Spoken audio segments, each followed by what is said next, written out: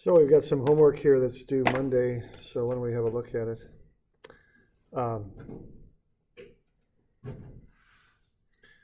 So I think it's what, 321, 322, and 324? I think those are the ones that are due today.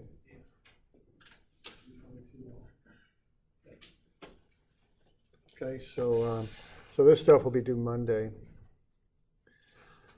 So 331, are there any questions on this one in particular? It's a lot like, it's got some similarities to the one that we did in class with the fellow on a motorcycle. Okay, similar to that. So you're on a 20-degree ramp there. So, when I see that, I'd look at it and I'd probably go with that axis system right there. And analyzing this, it just seems to work a lot easier to do that. So what I went ahead and did there was to, when I saw that, just do the trigonometry and get the weight broken up into components for both the forklift itself, the main body of that, and the box there that's being lifted. So I just broke those up into components. Now the deal with this is to come up with a good free body diagram, okay? So that's really the key to this, and it's the key to a lot of things, a lot of these subjects that I teach. So, you do want to be sure to do that. So if we'll have a look at that here, there we go. So what I've done there on the left, I've broken the different weights into components. And then on the right, I've got a diagram there that shows how they attach. Now where they go is they go on the centers of gravity. That's where you place them. So, I've got the 107 and the 295 on the box, and I've got the 1007 and the 2766 on the forklift itself. Okay. Now, I've also got some other things on there. I've got this color coded, so the blue is the forces and reactions, like what you would do in statics. So I've got the two upward reactions on the wheel, RA and RB, and actually I guess they're more, upward may not be the right word for those. They're probably, you might say, in the Y prime direction. Okay, and then also I've got the accelerations, and they're in red. So what we've got is the forklift is accelerating up the ramp. So the whole thing is accelerating in the X prime direction with a magnitude of 0.3. So that's going up the ramp, okay? So this here and that there are the accelerations of the forklift up the ramp. In addition to that, this box is being lifted with some unknown a sub y. Okay. So there are the accelerations. Now the deal on this is we want to know what the maximum rate that the box can be accelerated in the Y prime direction before the forklift tips. Now the tipping will be based on that reaction there at B, this reaction. Now that's going to go to 0 right before it tips. Okay, so that'll be the condition. Keep in mind that when an object accelerates, the tipping happens in the, I guess you'd say, the opposite direction. So if this thing's accelerating that way, the tipping will occur this way, okay? And if it's going to tip back that other direction, then the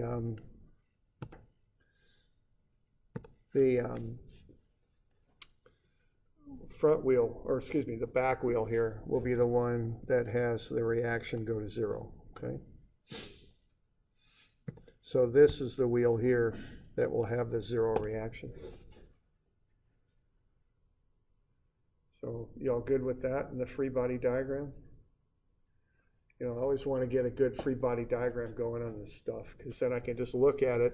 I got it all lined out and set up and ready to go. Then I can just look at it and plug everything in, see if I've got a good free body diagram. All right. So we're analyzing it as it's tipping.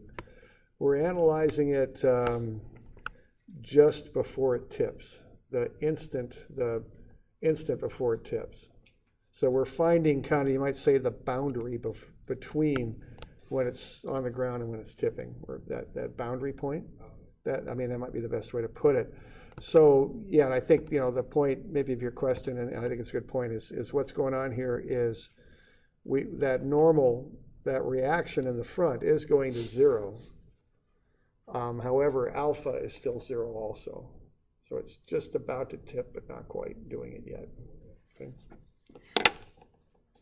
All right. So the equation there is going to be sum of moments about A is equal to I alpha plus mgx agxy bar plus magYx bar. So I'm going to call counterclockwise positive. Okay, alpha goes to zero because it's not yet tipping. And then it's just a matter of filling in those terms that involve the tipping of this thing. So what you would do here, you would just take forces times moment arms. Keep in mind that the moment arms would be in one direction, the force is in another. So if the force is in the y prime direction, the moment arm is in the x prime direction. So there's 295, and that would be multiplied times 2.6. That's coming around that way, so that's negative. Okay. Or excuse me, it's positive, okay. Then I've got 107.4 that's going this way. As far as how the moment would go, that would come around this way, okay? So that would be positive also. Okay, now you also have to pick up the other two forces associated with the body of the forklift, the 1007 and the 2766. They're going to be plus and minus, respectively. Okay.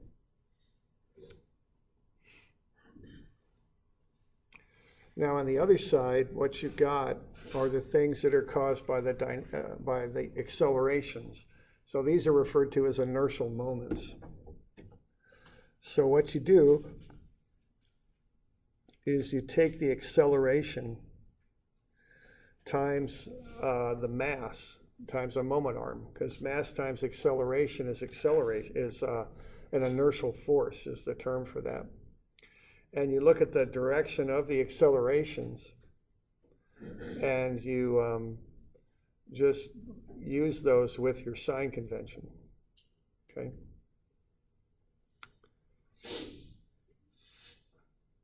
So what we've got going on there is the 32 kilograms times the unknown AY, which is upward, times 2.6 meters. Okay.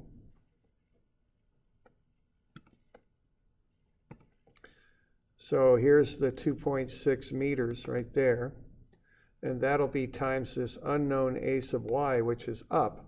So that's going to cause a clockwise acceleration. So that's a minus on the sign on that.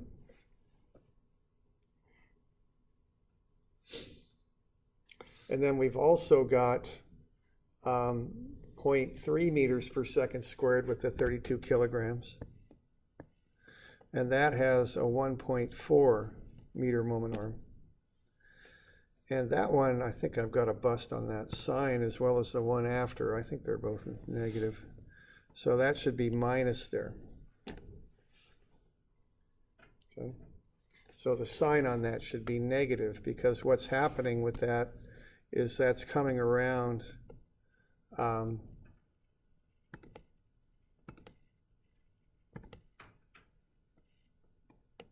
that way as it goes over A. That's clockwise, so that's negative.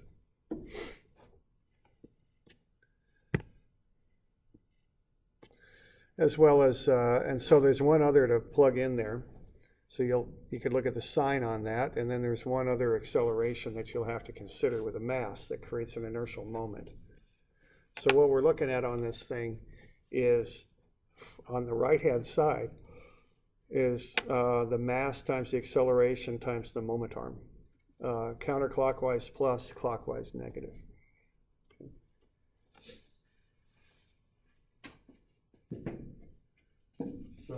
you all doing okay with that? Are there any questions on that one?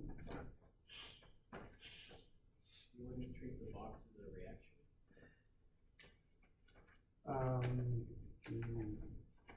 Not quite sure. How do you mean that? Could you be? So as the forklift is lifting the box with it, try to fork the forklift to the counterclockwise? As the box is being lifted, yeah, that makes the forklift go counterclockwise. Yes, it does. But I'm not looking at the reaction to what's happening here. I'm looking in that equation to what is happening. That thing is accelerating up. So that creates that clockwise moment. The way I have that set up, essentially, what's going to have to happen when that box accelerates up is to generate that clockwise moment. RA is going to have to increase. That's going to steal reaction away from RB and will lead to that backward tipping effect. So what you're saying is correct. I think how I'm working through the mathematics of analyzing it is perhaps what's different, if you follow what I'm saying. Okay? And I part of this is conceptually understanding it, but the other part is doing it.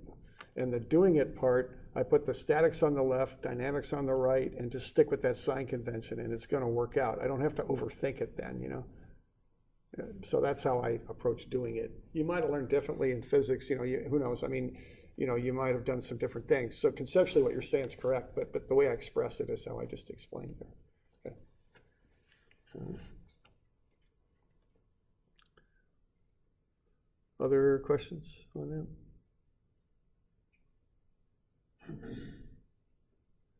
All right.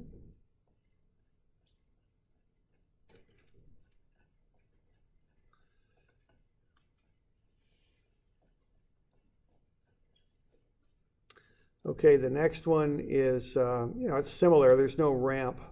There's more forces. So what you want to do on that, this is in the English system, so remember to divide by 32.2 for gravity. So it's 298 slugs, that's the mass. And then there's a fairly straightforward free body diagram there. There's only one acceleration and one center of gravity. And I just gave you two different accelerations. And I just want you to find what the reaction would be for either acceleration. Okay. So again, the acceleration happens, or would happen, might be a better way to express that, to say it, it goes opposite, the tipping goes the opposite direction as the acceleration. So it would tip like that is what it would do if it were to tip. So I'm looking at that reaction at B and trying to analyze that and figure out what's happening for these different accelerations. Okay. All right, so when I do that, then I just have to just set up an equation there, same sort of thing. So static stuff on the left, I've got counterclockwise positive, I've got that sum of MA, inertial moments equation.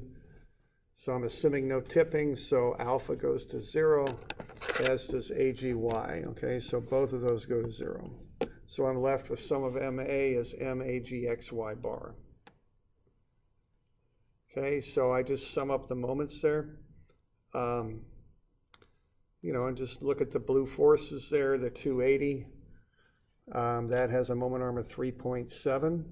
So keep that in mind that that the moment arms are in the opposite direction of the forces they apply to. So if 280 is in the X direction, the 2.3 and the 1.4, the 3.7 is in the Y. Okay. You're also going to have to generate moments for RB times 3.1, because that's 1.2 and 1.9. Probably going to need to pick that weight up too, so you'll need a term for that. Okay. And that's how you would do the statics if this were a statics problem, but it's a dynamics problem. So what you want to do is put in 298, which is the mass, times the x acceleration, and then times 1.4 feet Okay, you'll have to supply your own sign on that. So get that figured out.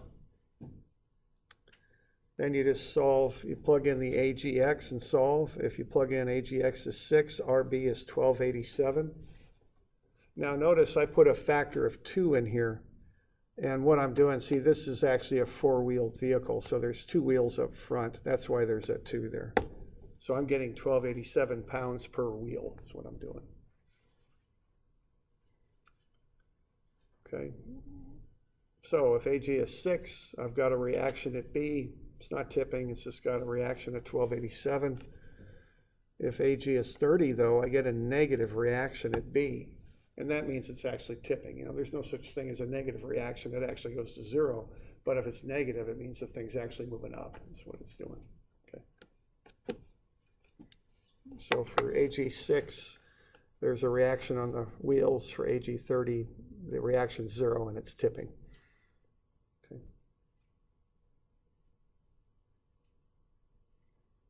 So we got any questions on that one?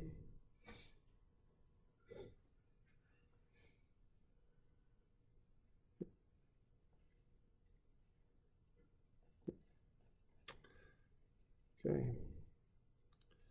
Well, we've also got a couple rotational problems here with reactions on them. I think this is one of them here. I think they're numbered 344 and 5, if I remember correctly. Now these things get a little bit involved, as you can see. So what's happening on this one is you've got this rod, and you're going to pull on it. It's got a pin joint down at the bottom. And at that instant, you want to find the reactions on the pin joint. That's what you need to do.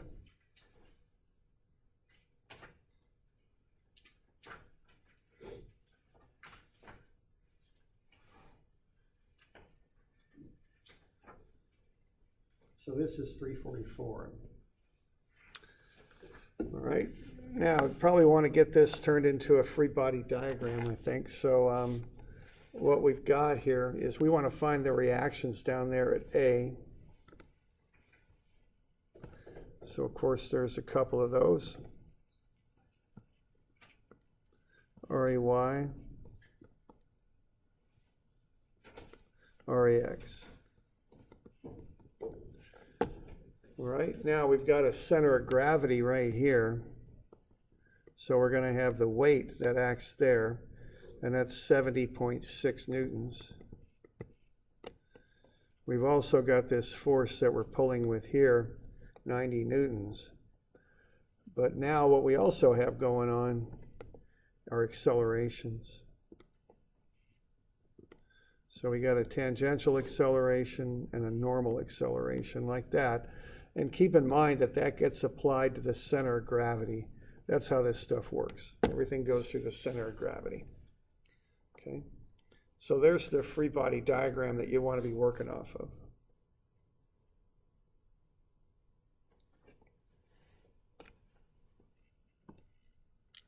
So, I want to find the weight, 70.6 newtons. I want to find the moment of inertia about A. This is a rotational problem, so that's how you approach those. Okay. You could do it one of two ways. There's a special formula just for moment of inertia of a rod about its own end. It's 1/3 ml squared. But there's also, and so that works out to be 6.936 kilogram meters squared. You could also use the transfer axis theorem if you liked. 1/12 ml squared plus md squared. And of course that comes out to be the same thing. So you could do it either way. Okay, whichever way suits you is fine. Okay, so that's just some of the kind of background work. Get the weight, get the moment of inertia.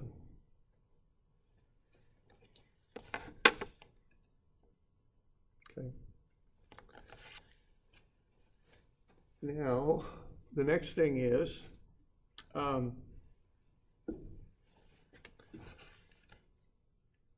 we want to find the reactions. Now to do that, we're going to sum forces. Now in statics, that's easy enough. Just sum of forces is 0, but in dynamics, it's a little trickier because you want to find, set the sum of forces equal to the mass times acceleration. So you got to find a sub t and a sub n. Now we got omega, so we can find a sub n easy enough. Omega's just right there. Okay. So that's that's easy enough, just omega squared r. But we also need to find a sub t, and that's alpha times r. So we got to find alpha. Okay. So the way to find alpha is to sum moments about a and set them equal to IA alpha. That's an equation that you can use for this fixed axis rotation. Okay. And it works only for fixed axis rotation. So you can take moments about the point you're rotating around, in this case A, and set that equal to IA alpha.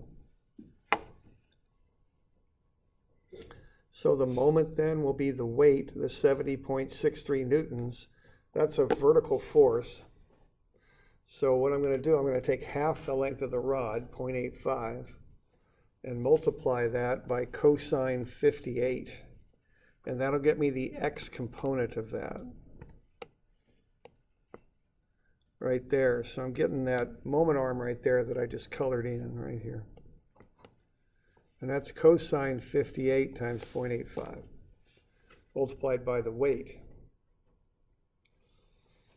And then I'm also going to use sine 58. 58's the angle of the rod there. I'm going to multiply that by the full length of the rod, 1.7. That's going to get me this length right here that I'm coloring in right now. Multiply that by the 90 newtons that's being applied at the top. Counterclockwise positive, so those are both positive numbers there. And then I'm going to set that equal to I alpha. I'm sorry, one's negative, the other's positive there. Sorry, that's my bad there. So one clockwise negative, the other counterclockwise positive.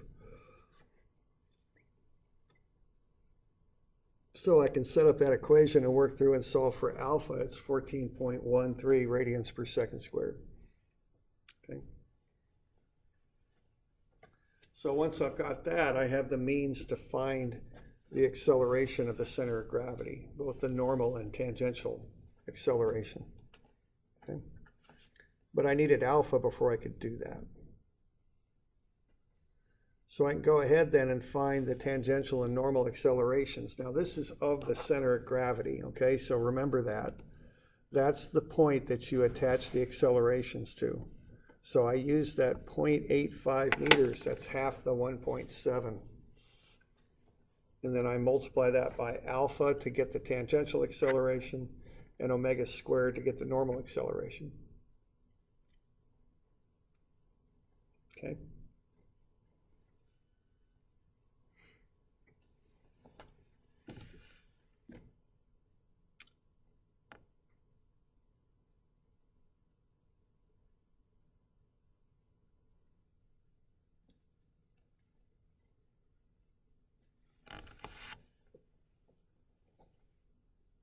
All right, so are we good with that?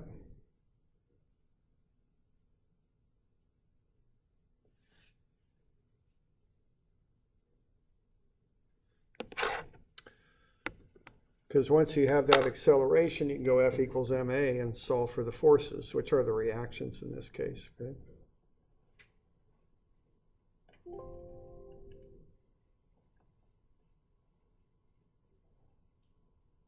So sum of fx is magx. I'm calling positive to the left. Most everything's going that way, so I figured I'd just call positive left, which is fine. You can do that.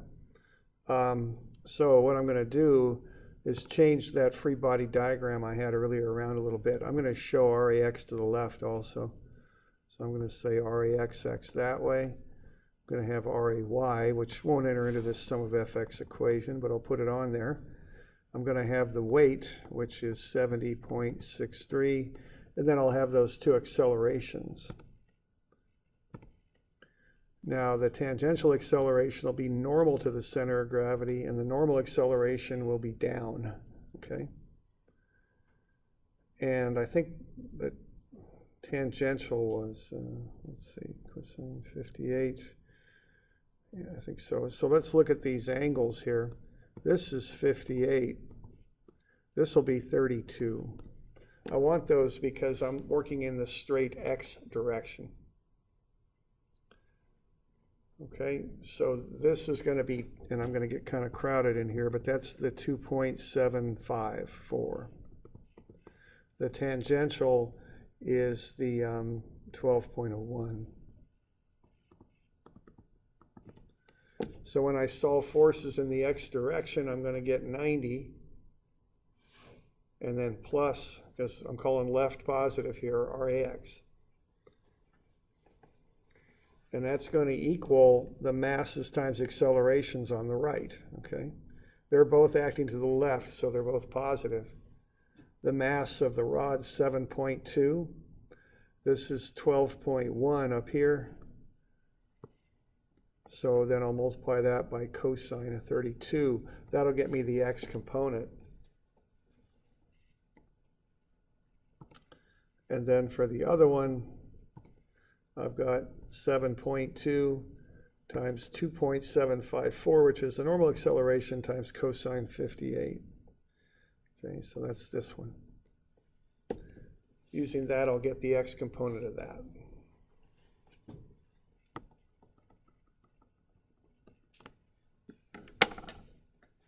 So once I've got that, I can go ahead and solve for RAX. It's negative 6.16, so it does actually act to the right. Okay.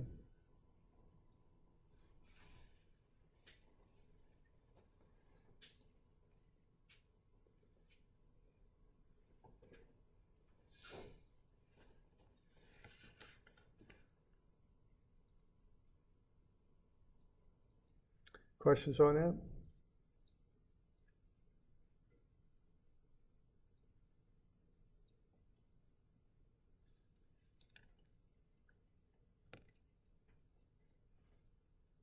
Okay.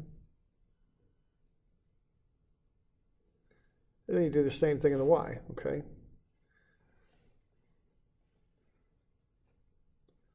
So RAY up minus the weight, 70.63. Those are the y forces. And then equate those to the accelerations. 7.2 times 12.01, but this time it's sine of 32 because I want the upward component. And then 7.2 times 2.754, the normal acceleration times sine of 58, that's negative. So then I can just work through the calcs on that, and I'll get RAY is 99.6. Okay. So, you know, there's a fair amount of steps on that. You got to do the background stuff. You got to find the moment of inertia about the point it rotates around. Then you got to go sum of m, a in this case is IA alpha to solve for alpha. Once you got alpha, you got enough information to get the acceleration of the center of gravity. So you get the normal and tangential acceleration of center of gravity, and then put that into your equilibrium equations. In the equilibrium, you set it up just like statics on the left. On the right, you include the mass and acceleration. Watch your signs when you do that.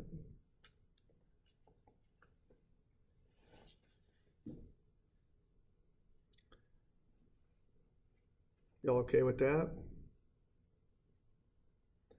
Any questions on that? Okay.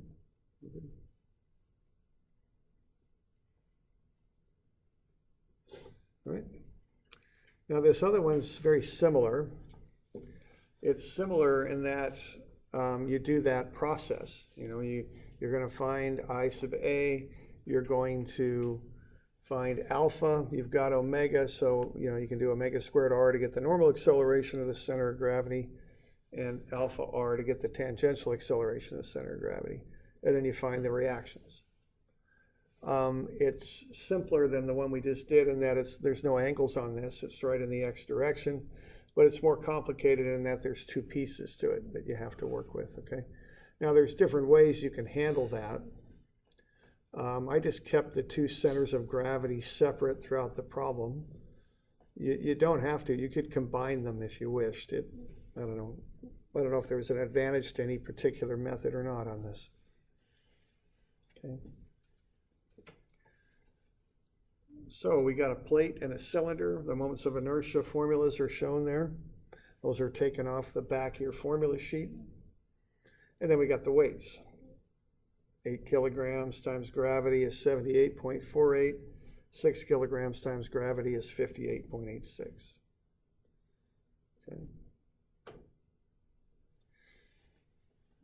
So big job number one here is to figure out the moment of inertia of that assembly, I guess we could call it. Okay. So to do that, what you do is you find the moment of inertia about the center of gravity, 1/12 ml squared, or whatever the formula is. For the plate, it's 1/12 m times the two dimensions squared. So that's 1/12 times 8 times 0.4 squared plus 0.2 squared. It's 0.1333. The mass is 8. Now what we're going to do here, we're going to do the transfer axis theorem. So to do that, I'd start looking at axes that I'm working with. So what's happening here? That thing's going to rotate about an axis through A like that. So I'll go to the center of gravity of the plate and put an axis, and the center of gravity of the cylinder and put an axis. Those are the axes I'm rotating about. That's how I want to think about that. So when I look at the formula sheet on the back to find the moment of inertia formulas, those are the axes I'm going to use. Okay? So just be sure you're pulling up the proper formula when you do this stuff.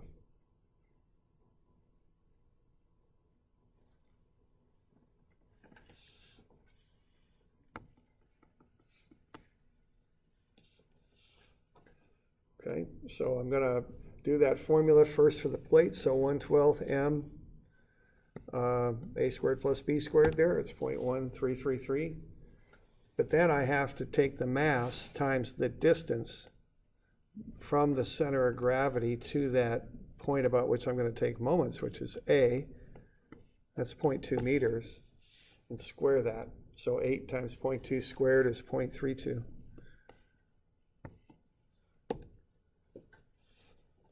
And then I'll just add them together, the plate and the MD squared, and I'll get 0.45.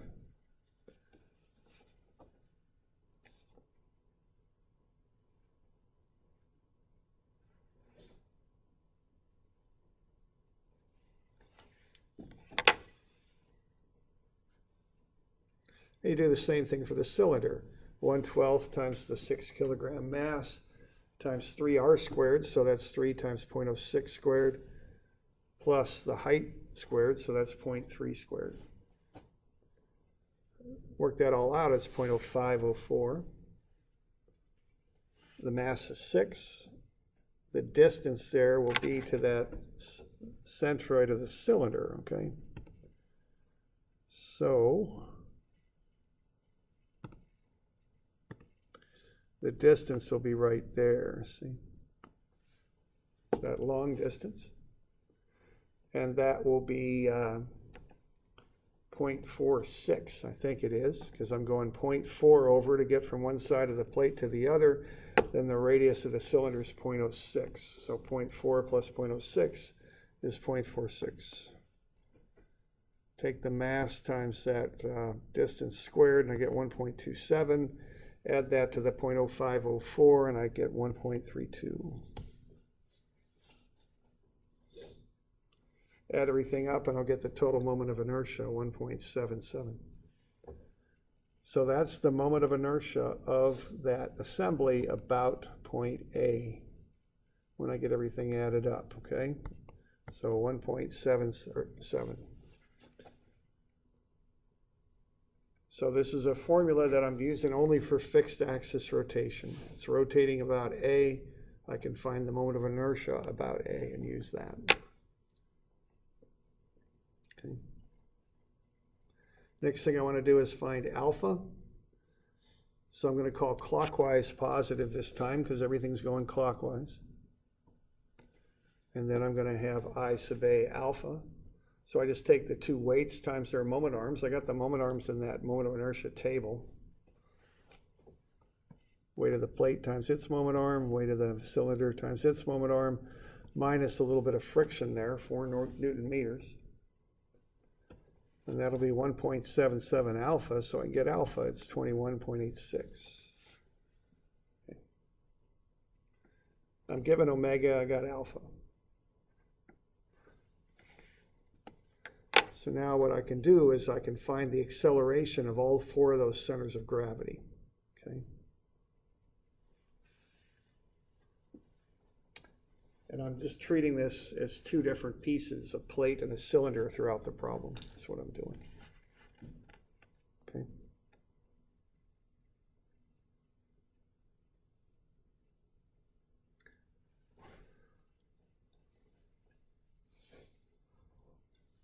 Okay, so I got alpha and I got omega. I find the tangential acceleration, alpha times r, one for the plate and one for the cylinder. Those distances r are from that point on the far left, which I think is point A, to the center of gravity of each of the parts. Okay. So 0.2 and 0.46. And then I take omega squared times the distance, and I'll get the normal acceleration of each of the centers of gravity.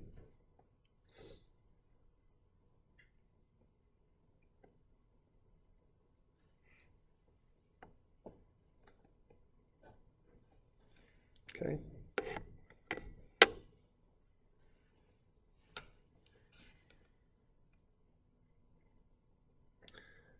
So once I've got the acceleration of the centers of gravity, what I do next is I just do the F equals ma thing, okay?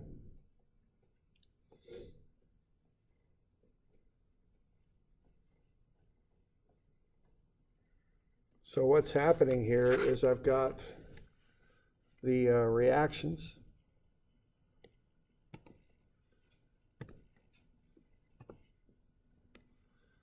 So I got RAX, RAY, then I've got the weights like that and like that, and then I'm going to have the accelerations. So what I have for each of these is a normal acceleration in towards the center and a tangential acceleration down. Okay, so that's what I've got going on there. So in the x direction, my only x force is RAX. So that goes on the left. And looks like I assumed the left was positive, so why don't I turn this around so it'll agree. It's going that way. And then the accelerations that I've got are the normal accelerations. So 1.458 times the 8 kilogram mass of the plate and 3.353 times the 6 kilogram mass of the cylinder. Add everything up and I'll get that reaction. At A, it's 31.8.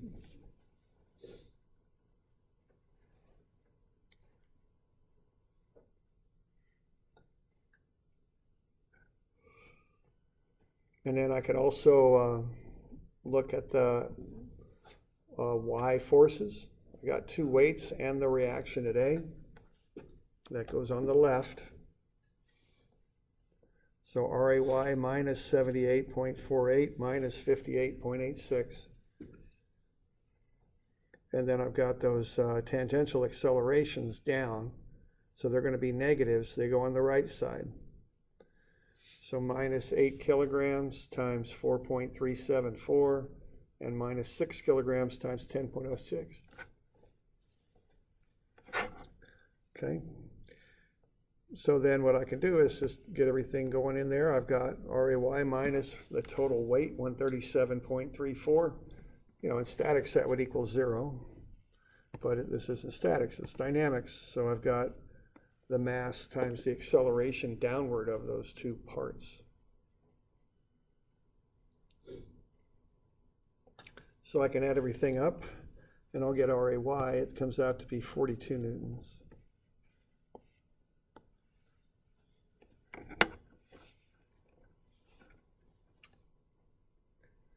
You'll have any questions on that one?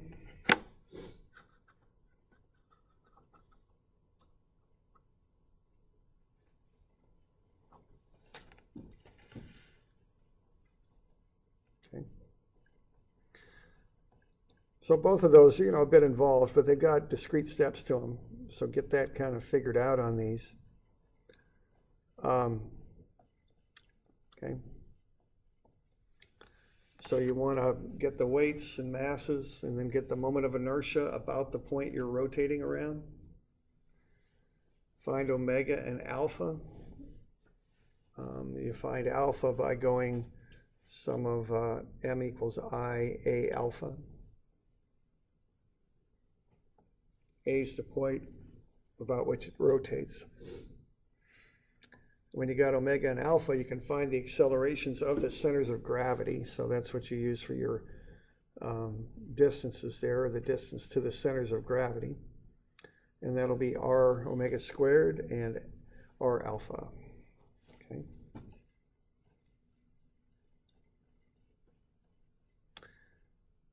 And then once you've got that, you can do F equals ma and find the reactions.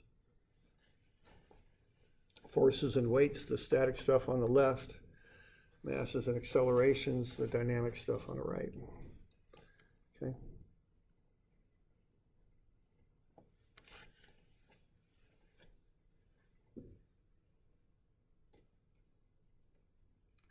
Any questions on it?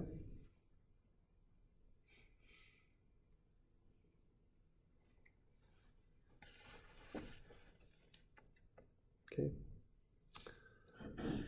All right, so those are due Monday. Let's see, so next week we'll finish up this kinetic stuff for rigid bodies, and we'll try and do some review during the week to get you ready for the final, okay? Final, I think, is Wednesday 3 to 5 is what I think for the final, okay? All right.